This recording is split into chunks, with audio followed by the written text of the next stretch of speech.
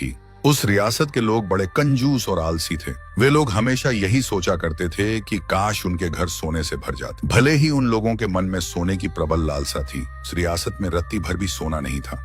किसी दिन जाने कहां से उस रियासत में एक सोने की चिड़िया आ पहुंची। चिड़िया बहुत ही सुंदर थी। उसे देखकर आंखें चौंधिया जाती थीं। जब वह अपने पंखों को लहराते लहराते एक पेड़ से दूसरे पेड़ पर जा बैठती और गाना गाने लगती तो उसे देखकर लोग आश्चर्य करते। उसे पकड़ने के लिए कितने ही उपाय किए गए, लेकिन सोने की चिड़िया बड़ी होशियार थी। उसे अंदेशा हो गया था कि अगर वह पकड़ी गई तो सोने के ये लालची लोग उसे जरूर जान से मार डालेंगे। इसलिए वह उस रियासत को छोड़कर कुछ दिनों के लिए और कहीं भाग गई। कंजूस लोग उसे ढूंढते ढूंढते थक गए। एक दिन की घटना है। सुबह का समय था। सुनहली धूप सोने के हिरण की तरह चारों ओर कूदकर बिखरी थी। तोते की चिड़िया उसी समय चोंच में एक सोने का फल दबाए फिर उसी रियासत में दिखाई पड़ी। वह आंगनों में घूम घूम कर मधुर स्वर में गाना गाने लगी। मैं हूँ चिड़िया सोने की, मैं हूँ चिड़िया सोने की, पंख झाड़ूं तो पर गिरेगा सोने का। पर किसे मिलेगा? भला आदमी मेरा प्यारा सोने का फल होगा। तेरा सोने की चिड़िया का गाना सुनकर लोगों में सोने का फल पाने के लिए प्रतियोगिता शुरू हो गई। सबने अच्छे अच्छे काम का बहाना करके भले आदमी बनने और सोने का फल जीतने के लिए कोशिशें की। चिड़िया से हरेक ने अनुरोध किया, मैं ही भला आदमी हूँ, मैं हूँ सोने का फल पाने के योग्य, मुझे फल दो। भले आदमी का दावा करने वाले लोग आपस में झगड़ने लगे। चिड़िया से फल पाने के लिए उसके पीछे पीछे दौड़ने लगे। सोने की चिड़िया सोने का फल चोंच में दबाकर पेड़ों की डालियों पर फुदकती फिरती रही। उसकी नजर में एक भी भला आदमी उस रियासत में दिखाई नहीं दिया। एक दिन उड़ते समय उसने देखा कि वैसाख के महीने की जलती हुई दोपहरी में लगभग 80 बरस का एक फटेहाल किसान खेत में कुदाल चला रहा है और पसीने से तरबतर है। उस खेत के नजदीक के एक दूंठे पेड़ पर बैठकर चिड़िया ने सुरीले ढंग से अपना प्यारा गाना गाया।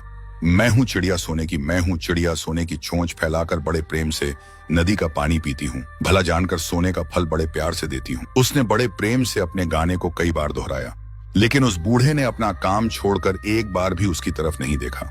सोने की चिड़िया को बड़ा आश्चर्य हुआ।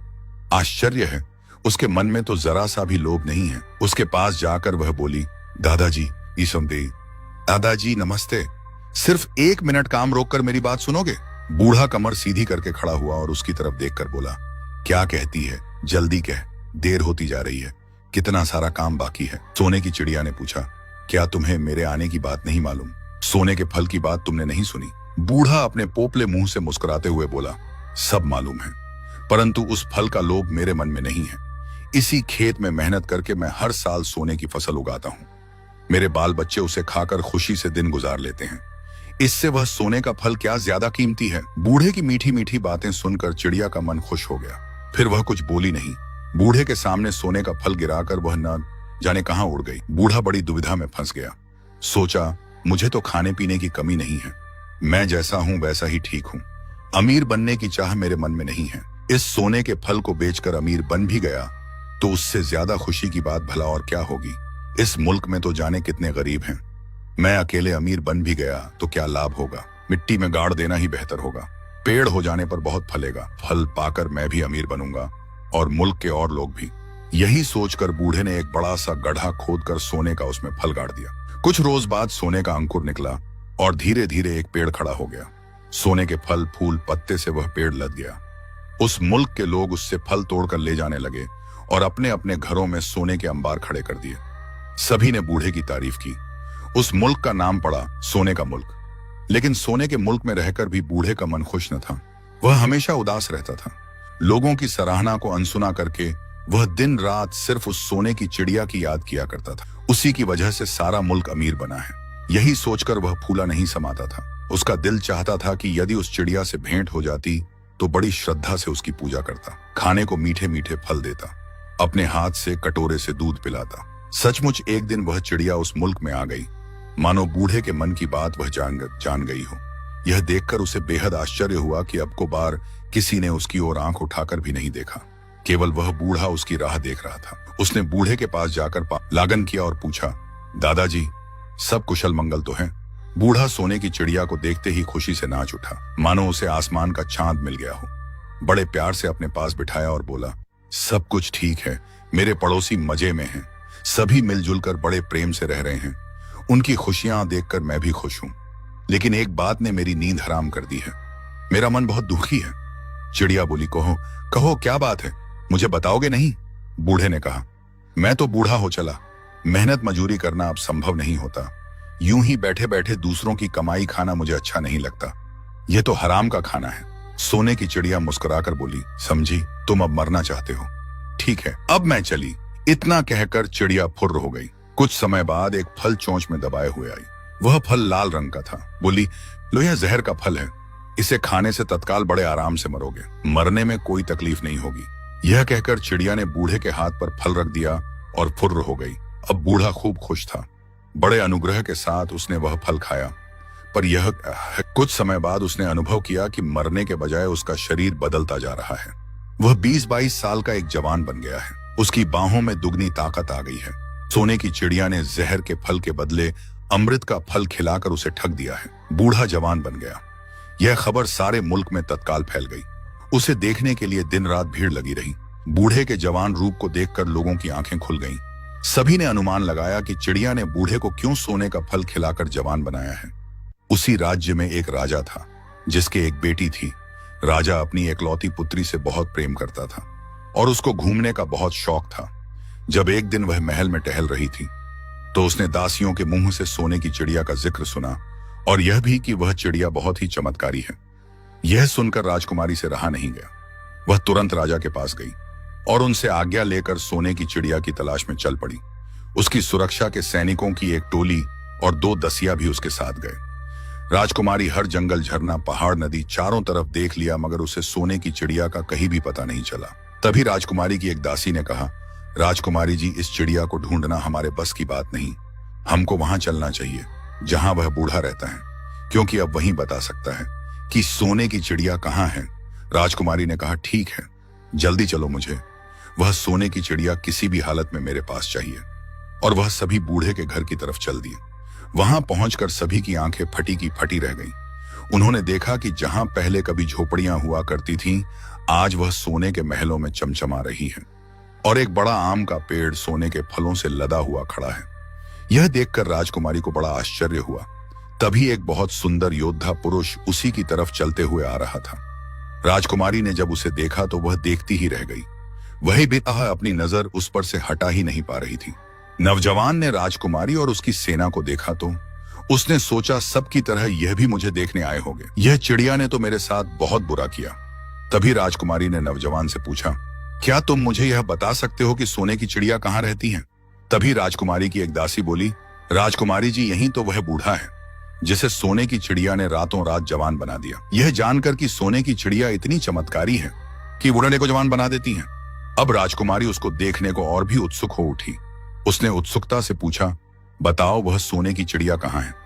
नवजवान तो तब बताता जब उसके पास वह चिड़िया होती, मगर उसके पास तो वह सोने की चिड़िया थी ही नहीं। उसने फिर से पूछा, बताओ, वह सोने की चिड़िया कहाँ है? नवजवान बोला, मुझे खुद नहीं पता कि वह सोने की चिड़िया कहाँ है, क्योंकि वह कभी बताकर नहीं आती और न जाती है। राजकुमारी को यह सुनकर उस पर बहुत ही क्रोध आया। तुम्हारी हिम्मत कैसे हुई मुझे मना करने की? तुम्हें पता है मैं कौन हूं? मैं इस राज्य के राजा की बेटी हूं। क्षमा करे राजकुमारी जी, पर मुझे सचमुच में नहीं पता कि वह सोने की चिड़िया कहाँ गई। राजकुमारी ने गुस्से से आदेश देते हुए कहा, जाओ और पूरे घर की तलाशी लो, और ध्यान रहे एक भी कोना बच न पाए। इतना सुनते ही सैनिक महल का हर कोना छान मारा, पर सोने की चिड़िया का कहीं पता नहीं चला। अंत में सैनिक थक कर वापस लौट आए और राजकुमारी के सामने सिर झुककर बोले, माफ करना राजकुमारी जी, पर सोने की चिड़िया महल के अंदर कहीं भी नहीं मिली। यह सुनकर राजकुमारी ने आदेश दिया कि इस नवजवान को बंदी बना लो और इसे महल में लेकर चलो। इतना सुनते ही सैनिक नवजवान को बंदी बनाकर अपने साथ महल ले जाते हैं। जब गांव वालों ने यह देखा तो उन्हें तो बहुत आनंद आया, और किसी ने भी उसे छुड़ाने की कोशिश नहीं की, क्योंकि अगर वह वहां से चला जाएगा तभी तो वह एक आम की जगह जितना चाहे उतना आम ले जाएंगे। वह सभी बहुत खुश थे। इधर राजकुमारी ने नवजवान को बंदी बनाकर एक काल कोठारी में बंद कर दिया और उसके चारों तरफ सख्त और कड़ा पहरा लगा दिया, ताकि अगर वह चिड़िया यहाँ आए या यह नवजवान उससे मिलने जाए तो उन्हें पकड़ा जा सके। इसी तरह समय बीतता गया और एक दिन वह सोने की चिड़िया फिर आम के पेड़ के पास आई। जब वह वहां आई तो उसने आम के पेड़ को बहुत ही बुरी तरह पाया और बूढ़े की फसल भी सभी ने रौंद दी थी। यह देखकर चिड़िया को बहुत दुख हुआ। उसने बूढ़े को हर जगह देखा, पर वह कहीं भी दिखाई नहीं दिया। उसने गांव वालों से पूछा तो गांव वालों ने भी उसे कुछ नहीं बताया। बल्कि गांव वाले तो उसके सामने शर्त रखने लगे कि पहले हमें भी उस बूढ़े की तरह जवान करो, तभी हम बताएंगे कि वह बूढ़ा कहाँ गया है। चिड़िया को यह सुनकर उन गांव वालों पर बहुत क्रोध आया कि इनके अंदर की लालच अभी भी नहीं गई। यह इंसान ऐसे ही होते हैं। एक वह बूढ़ा था जिसके अंदर कोई लालच थी ही नहीं। इसी तरह कुछ समय और बीत गया। एक दिन आम के पेड़ के पास एक बच्चा खेल रहा था, तो चिड़िया ने फिर वही गाना गाया, मैं हूं चिड़िया सोने की, मैं हूं चिड़िया सोने की, पंख झाड़ूं तो पर गिरेगा सोने का, पर किसे मिलेगा, भला आदमी मेरा प्यारा, सोने का फल होगा तेरा। यह सुनकर बच्चा ठिठक कर रुक गया। चिड़िया ने उससे बड़े प्यार से पूछा, बताओ बेटा, इस पेड़ की जो रखवाली करता था वह कहाँ गया? बच्चे ने कहा, मुझे तुम्हारा सोने का फल नहीं बल्कि मीठा फल चाहिए। बताओ, क्या तुम मुझे मीठा फल खाने को दोगी? चिड़िया ने कहा, क्यों नहीं, जरूर दूंगी, बस तुम मुझे यह बताओ, वह बूढ़ा कहाँ गया? बच्चे ने उसे सारी घटना बता दी। चिड़िया ने जब यह जाना कि उसे एक राजकुमारी बंदी बनाकर ले गई है, वो भी मेरे लिए, तो उसे अपने ऊपर बहुत दुख हुआ। उसने बच्चे के एक बड़ा स्वादिष्ट फल दिया और राजा के महल की तरफ उड़ चली। जब चिड़िया महल के टीले पर पहुंची तो उसने देखा महल के चारों तरफ सख्त पहरा लगा हुआ है। चिड़िया ने सोचा, अगर मैं ऐसे गई तो सब मुझको पकड़ लेंगे और मैं उस बूढ़े को कभी आजाद नहीं करा पाऊंगी। चिड़िया यह सोच ही रही थी कि एक सैनिक नौजवान के लिए भोजन लेकर जा रहा था। चिड़िया ने जब यह देखा तो उसको बूढ़े के पास जाने का रास्ता मिल गया और चिड़िया ने अपने पंख फड़फड़ाए और वह चावल के एक दाने में बदल गई और वह ऊपर से उड़कर उस थाली में आ गिरा। जब सैनिक नौजवान के पास भोजन लेकर पहुंचा तो बूढ़ा दुखी सा बैठा था। सैनिक ने उसे भोजन दिया और देकर वापस लौट आया। जैसे ही सैनिक वहां से गया, चिड़िया अपने असली रूप में वापस आ गई। चिड़िया को देख बूढ़ा बहुत प्रसन्न हुआ। उसने झट से उसे अपने हाथ में उठा लिया, पर चिड़िया ने कहा उसके पास समय नहीं है, उसे जल्द से जल्द यहां से जाना होगा। लेकिन नौजवान बोला, नहीं, हम ऐसे बिल्कुल भी नहीं जाएंगे, क्योंकि ऐसे कायर भागते हैं। हमने कोई चोरी या कोई पाप नहीं किया है, तो फिर हम ऐसे क्यों जाए? राजकुमारी को लगता है कि मैंने तुम्हें छुपाया है, इसीलिए उन्होंने मुझे बंदी बनाया है। लेकिन राजकुमारी को जब यह पता चलेगा कि मैंने तुम्हें नहीं छुपाया तो वह मुझे खुद ही यहां से आजाद कर देंगी। नौजवान की बात सुनकर चिड़िया को भी लगा कि वह सही कह रहा है। चिड़िया उड़ते हुए रानी के कक्ष में पहुंची जहां राजकुमारी अपना श्रृंगार कर रही थी। पर जैसे ही राजकुमारी की नजर उस सोने की अद्भुत चिड़िया पर पड़ी तो वह मारे खुशी से उछल पड़ी। राजकुमारी ने बड़े प्यार से उस चिड़िया को अपने हाथ में उठाया और उसे प्यार से पुचकारने लगी। आज से पहले इतनी सुंदर चिड़िया राजकुमारी ने कहीं नहीं देखी थी। वह उसे घंटों निहारती रही। फिर उसने अपने दासियों को आवाज दी और कहा, जल्दी जाओ और मेरा जड़ढ़ाऊ सोने का पिंजरा लेकर आओ। यह सुनकर चिड़िया बोल पड़ी, सुनो राजकुमारी, मैं सिर्फ उस नौजवान के कहने पर तुम्हारे पास आई हूं, न कि तुम्हारे पास रहने के लिए, क्योंकि कोई भी मुझे पकड़कर बंदी बनाकर नहीं रख सकता। राजकुमारी ने निराश मन से कहा, मैं तुम्हें बंदी बनाकर नहीं, बहुत प्यार से अपने पास रखूंगी। चिड़िया ने कहा, ऐसा संभव नहीं है। अगर तुम चाहती हो कि जैसे मैं नौजवान से मिलने आती हूं वैसे तुमसे भी मिलने आऊं, तो तुमको उस नौजवान से विवाह करना होगा। ऐसा तभी होगा, वरना अगर तुमने मुझे जबरदस्ती पकड़ने की कोशिश की तो तुम्हारा ही नुकसान होगा। यह सुनकर राजकुमारी सोच में पड़ गई और नौजवान से विवाह करने के लिए मान गई। चिड़िया यह जानकर बहुत खुश हुई और कुछ दिन पश्चात राजकुमारी और उस नौजवान का विवाह भी खूब धूमधाम से हो गया। नौजवान अपनी सुंदर पत्नी को लेकर अपने महल वापस आ गया और महल में उनके भक्त स्वागत हुआ। गांव वालों को क्या देखकर तो और भी आश्चर्य हुआ कि पहले इसको बुढ़ापे से जवानी मिली और फिर इसको एक राजकुमारी जैसी पत्नी मिली। इसके तो भाग्य ही खुल गए। काश हमने भी लालच नहीं की होती, तो शायद आज इसकी जगह हम होते। यह सब देखकर चिड़िया फिर से फुर्र हो गई और सभी लोग खुशी से रहने लगे।